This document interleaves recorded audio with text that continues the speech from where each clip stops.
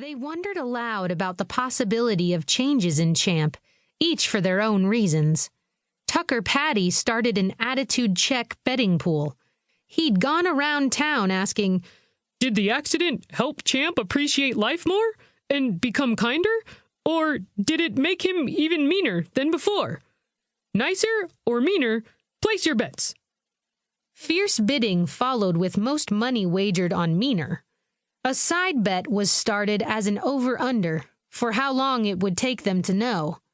Even with a baseline of just 1 hour, the under was well ahead. Suddenly, the helicopter jerked sideways.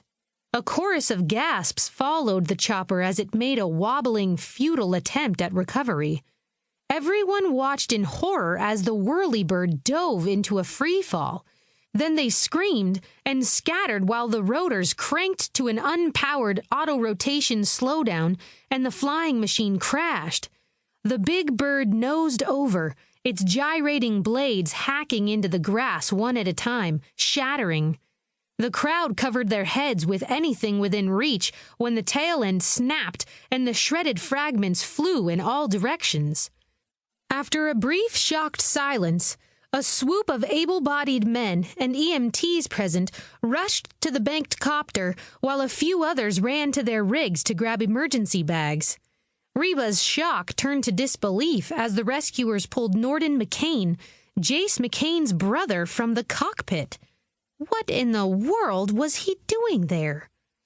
The EMTs tended to a gash on his forehead as several men yanked at the upturned copter door until it finally creaked open. Shrieks of cursing streamed from inside.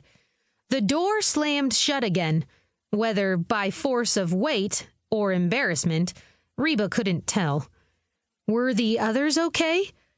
Reba wrapped her arms around herself, feeling so helpless to stand there only watching. Soon a dozen people surrounded a hapless Tucker, dangling their watches in his face, more concerned about collecting on their bets. Apparently, they figured Champ's outburst counted for the attitude check betting pool. Tucker tried to argue that the stress of being in a crash landing didn't count.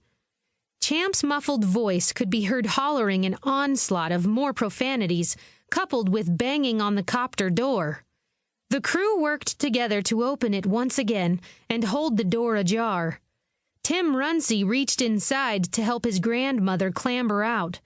Hoots, hollers, and cheers greeted her escape, especially when she appeared to be okay. Flashlights and sirens blared down the road toward them as Tim, both arms tightly holding her steady, escorted his grandma and set her down on a large rock a safe distance away. One of the EMTs crouched next to her and wrapped the blood pressure cuff around her arm, asking questions about possible injuries. Tim sprinted back to the copter and reached inside, wrangling out a folded wheelchair, which he handed to his father, Don.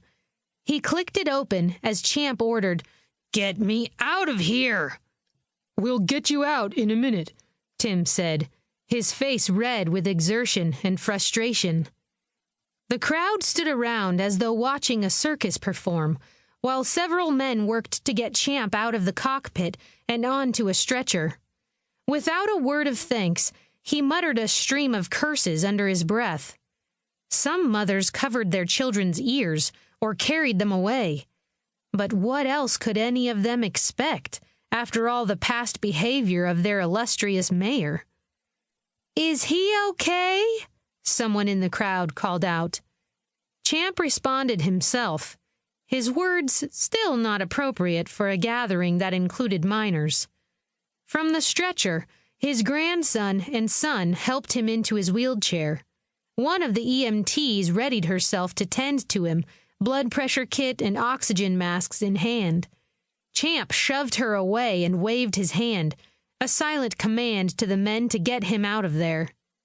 Don took the handles of the wheelchair and pushed him across the field of mostly mowed weeds, crushing and scattering clumps of yellow dandelions and puffy, mature seed balls. The man who demanded dignity and respect from his townspeople, the man supposed to be perched